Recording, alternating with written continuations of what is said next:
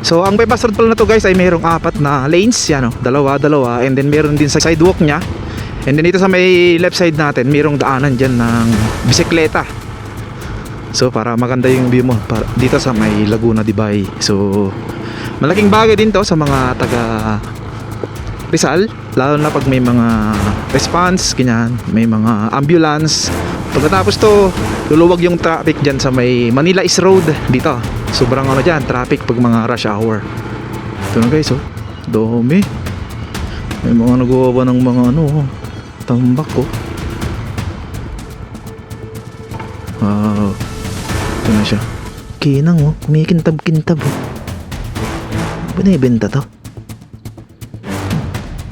Ito naman yung may ganito dito, may kilang-kinang oh. Yung iba wala. Ayun, meron dito, lalaki. Oh, nandun na nga sila guys, malapit na sa may ano, doon sa may mga kabayan na ano dyan oh, sa may baba. Yan, sobrang lapit na, mga ilang metro na lang yan. Gigilid to sa Laguna de Bay eh. Tapos dito, parang gaganon siya, parang sea. After nito, itong mga kabayan dyan, meron pang ano dyan eh, may mga palaistaan din dyan. So gigilid to hanggang doon. Uy, may mga naliligo doon oh. Wow, saya naman. Ang init kasi ng panahon guys, ayan oh. Woo! Oh, ang ganda oh. Dito yung mga gamit nila guys na iba. Ayan, may mga excavator sila dyan. So, unahan natin. Ayan, tapos doon, kanina chinek natin sa drone. Malapit na magdugtong din doon. Doon tayo galing kanina oh. Layo na guys oh. Siguro nasa 3 kilometers na to or mahigit 2. Hanggang doon sa natapos din na sa may ano kanina. Diyan sa likod natin, sa may tulay. Wow, dito na oh. Lapit na guys. Ilan na lang ano to? Wala na nga. Ilang di pa na lang oh. Wow.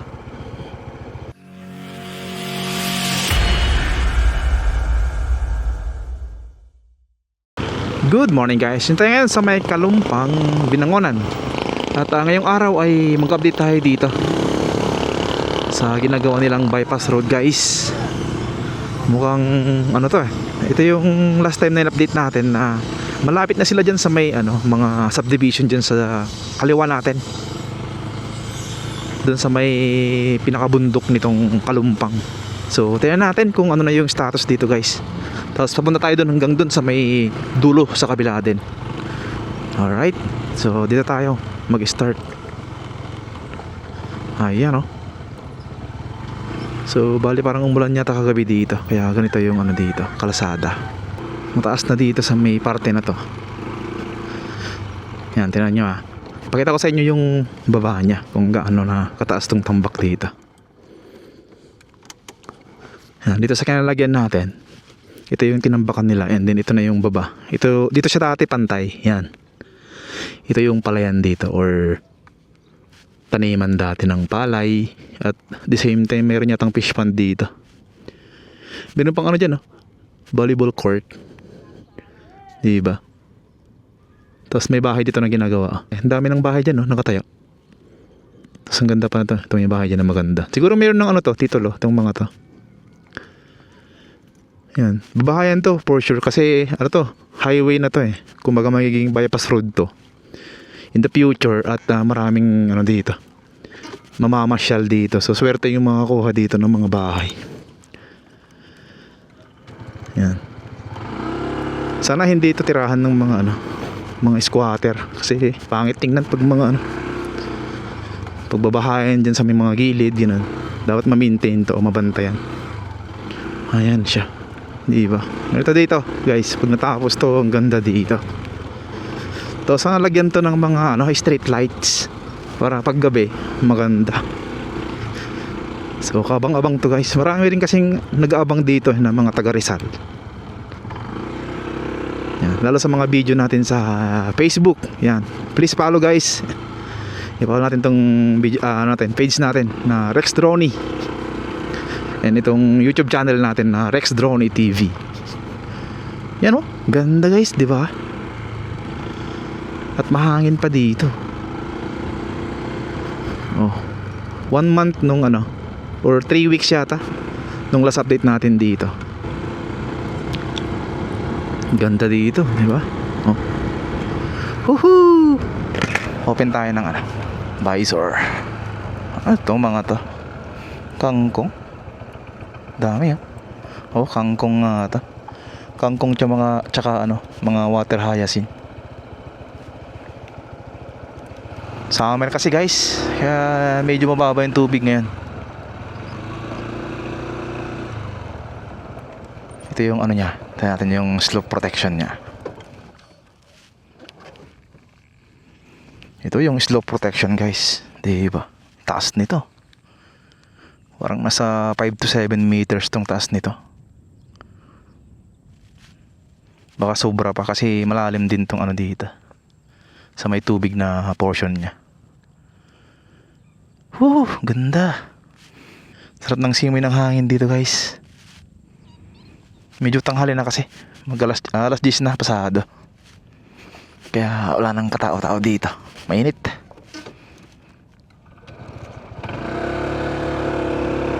Diretso tayo guys. Tingnan natin doon. Banda. Wow. Gandang patakbo dito. Pagka may semento na to. Look at that view guys. Woohoo. Yan oh. Laguna de Bay.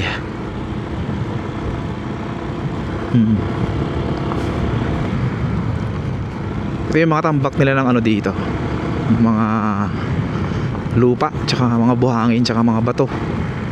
Halo-halo na to.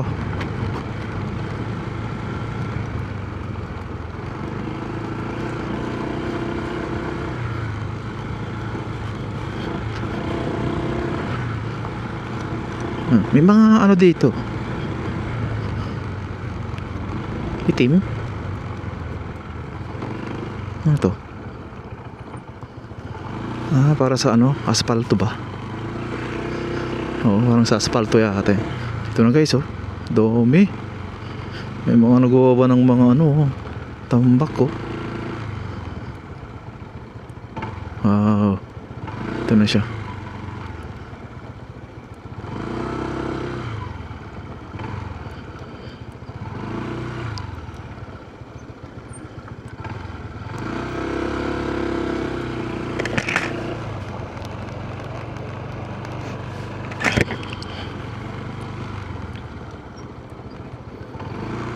Palampasin natin yung ano dyan, yung truck. Yan o, nagbababa sila ng mga ano, mga bato tsaka mga lupa. Tingin ko yung tinatambak dito yung galing sa ano, floodway, Manggahan floodway. Daanan din natin yun. O i-update natin. Kasi malapit lang to sa ano, floodway. Doon sa ginagawa nilang ano doon. Nagdi-dredge sila doon banda sa may malapit sa may Ortigas Avenue. Yan, sa may Pasig area. Malapit sa may Cainta. Or baka may ibang source din sila, hindi lang doon. Ayan oh. Mga bato na to, lalaki. Ito, mga bato na to. Saan kaya galing tong bato na to? Malamang bundok to galing. Kasi ano siya, ang ganda oh, crystal clear. Yan, kung mapapansin nyo, ito. Makinang-kinang pa yan. Parang meron siyang mga ano, crystal. Natin.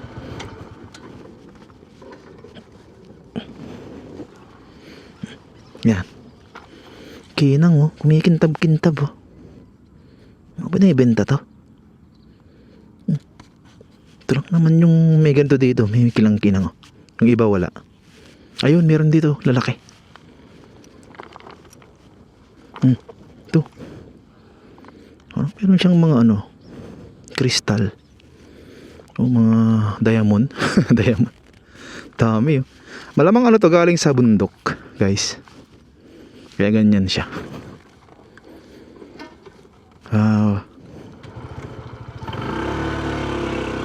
Ito yung inaabangan ng mga taga Rizal guys na proyekto na magpapaluwag ng ano, biyahe dyan sa may kabila, dito sa may Manila East Road.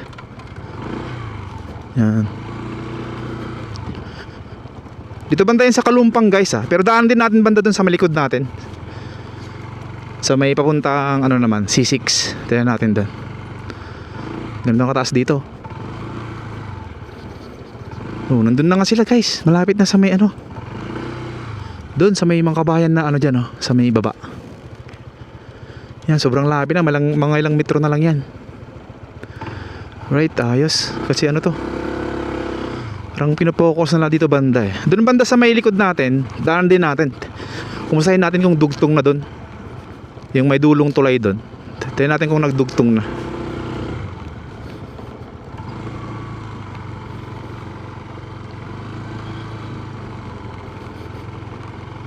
Ayan. Dito tayo. Wow. Ito, galing din sa mga ano to. Parang bundok. May mga kahoy pa. Ito lang tayo. Ayan o.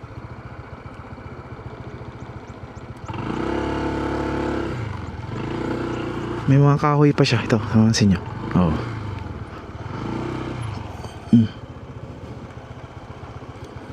May mga kasamang kahoy. Ayos, kasi dyan banda oh. Malapit na talaga dun sa may mga kabahayan na yan. Gigilid to sa Laguna de Bay eh. Tapos dito, parang gaganon siya. Parang sea. After nito, itong mga kabahayan dyan, meron pang ano dyan eh. May mga palaistaan din dyan. So gigilid to hanggang dun. Right? So yun. Nice. At mabilis tong ano ginagawa dito. Daming mga hinahakot nilang mga lupa. Proceed tayo guys, papunta doon sa may dulo, sa kabila naman. Tignan natin yung ano doon, yung status.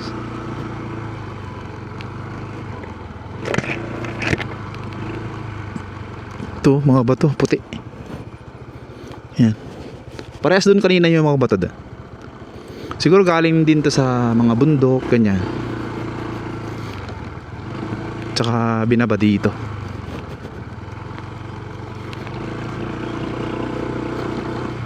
Wow, grabe. Tataas ng mga ano dito, tambak ng ano. Panambak nila, tataas.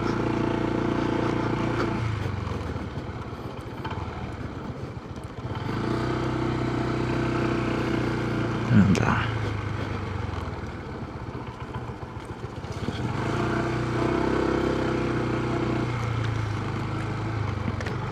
So ang bypass road pala na to guys ay mayroong 4 na lanes, yan oh, dalawa, and then meron din sa sidewalk nya. And then dito sa may left side natin, mayroong daanan dyan ng bisikleta. So para maganda yung view mo dito sa may Laguna de Bay. So malaking bagay din to sa mga taga Rizal, lalo na pag may mga response, ganyan, may mga ambulance, mga fire truck para sa mga may sunog, ganyan. And wag naman sana. Ayun, so pag natapos to, luluwag yung traffic dyan sa may Manila East Road dito. Sobrang ano dyan, traffic pag mga rush hour. So laking benepisyo to, sana matapos agad. Malaking benepisyo sa mga taga Rizal. Yan. So abot pa to hanggang doon sa may bandang C6 guys, or doon sa may malapit sa may floodway. Yan. Doon dudugtong yon para dire-diretso na yung biyahe mo pag pumunta ka ng probinsya ng Rizal. Ayun. So proceed tayo doon sa may gitna guys, sa may court. Merong court dyan banda. Tingnan natin dyan kung ano yung progress na dyan. Alright, let's go. Teleport tayo doon sa may court. Pew! Alright, dito na tayo. Pababa. Yan na yung ano, court.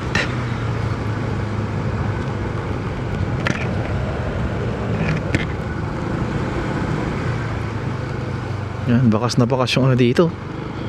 Dinadaanan ng truck papunta dyan sa may ginagawang bypass road. Grabe, maraming ano dito. For sure, pagka natapos to. Siyempre maraming dadaan dito ng mga tao papunta dito para mamasyal. So maraming ano dyan, mga magtitinda for sure. Ang daming nag-ano ng saranggola. Oh.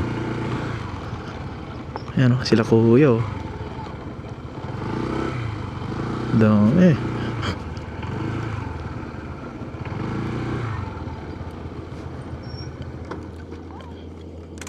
Yan, ito yung pinaka ano dito, barracks nila guys.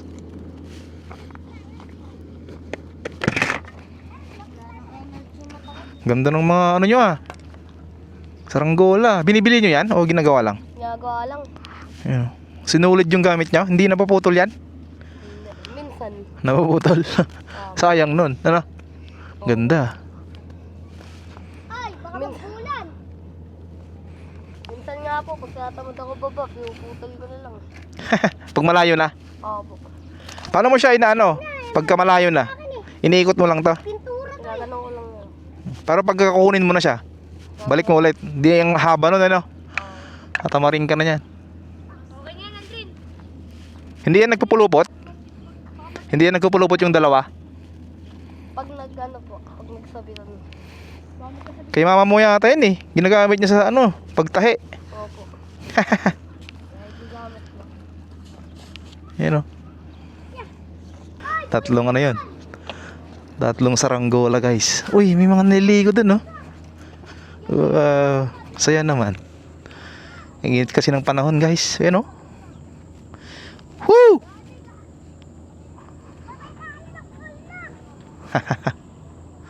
May mga ano sila, salbabida.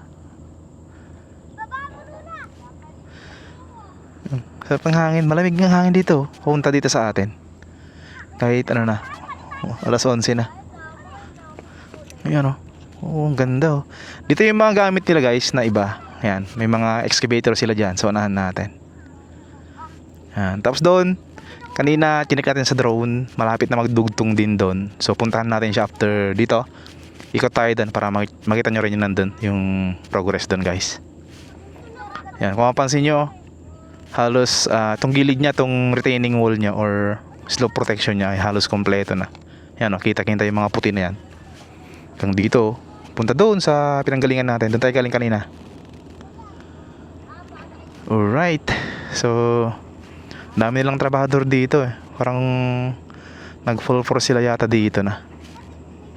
Kasi kailangan na rin kasi to. Itong bypass road na to guys. Lumalala na yung traffic dyan. Sobrang lala na yung traffic sa kabila. Dyan sa may Manila East Road.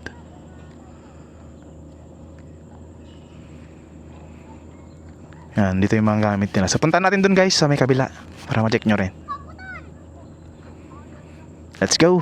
Let's go, let's go. Okay, thank you.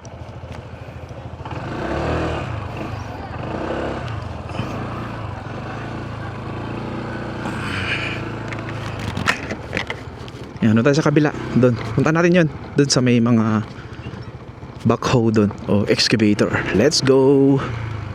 Ayan, dito sa may barangay Bilibiran, Binangonan. Natin dito guys. Wala ba tayo dito? Ayan, pasok tayo dito. Dito yung bandang dulo na eh ng ginagawa nila.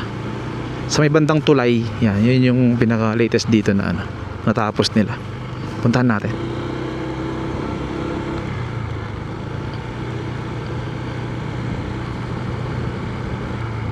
Ganito dito guys.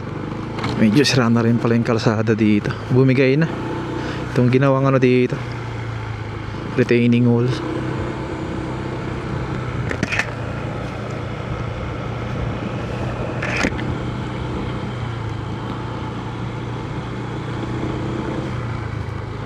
Tataas ng ano, ginamit na mga sheet piles dyan oh. Kitang kita.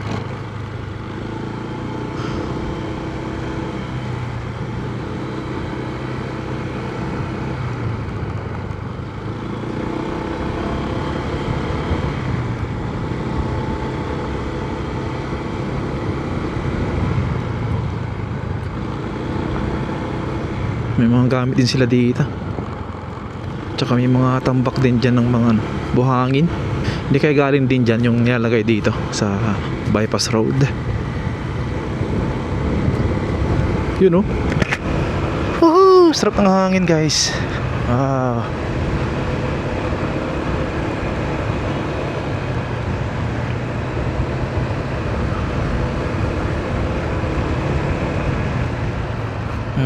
May mga gamit na sila dito. May mga heavy equipments na. Anong daanan yata? Ayan natin. Nakadaan pa tayo. Uy, pwede pa. Tingnan natin dito kung ano na yung sitwasyon. Dito, pwede dito. Uy, hirap ah. Hirap, taas oh. Wow. Ang gamit sila dito. Mukhang dudugtungan na tong ano, tulay. Hindi kaya. Nilalagay itong ano.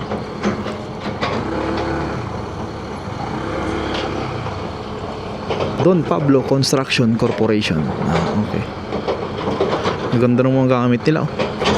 Bagong bago pa.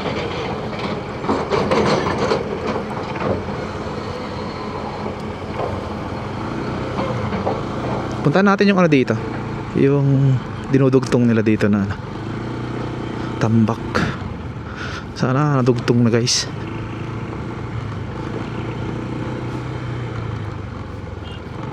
Ayan. Ayan, mukhang malapit na ito magdugtong guys eh. Tingnan natin kung ilang metro na lang to.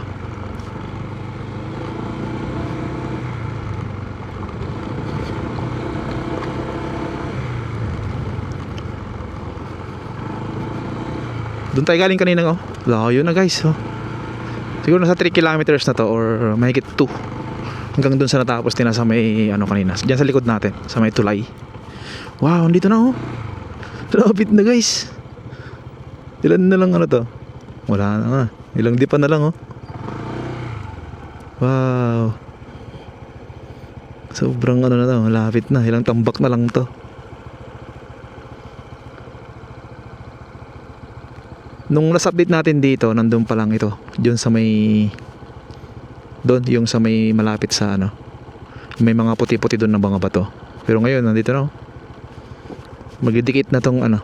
Siguro pagbalik natin dito after 1 month or 3 weeks. Tingnan nyo, dugtong na tong ano, itong parte na to. Alright, ayos to. At bumibilis sila dito guys sa pagkatrabaho dito. Kailangan na rin kasi ito ng ano, taga Rizal. Hopefully tuloy-tuloy na to guys hanggang matapos na para magamit na rin to ng mga kababayan natin. Alright, so yun, ganito lang muna tong update ko guys. At na-update ko kayo sa latest update dito sa ginagawa nilang bypass road dito sa may Rizal, itong Taytay Angono Binangunan Bypass Road. So maraming salamat po guys sa pagsama sa akin hanggang dito. Hanggang sa muli po mga kaibigan. Ingat tayo lagi sa ating trabaho. Kung saan man tayo ngayon, mag-iingat tayo lagi mga kaibigan. And God bless po sa ating lahat guys. Peace out.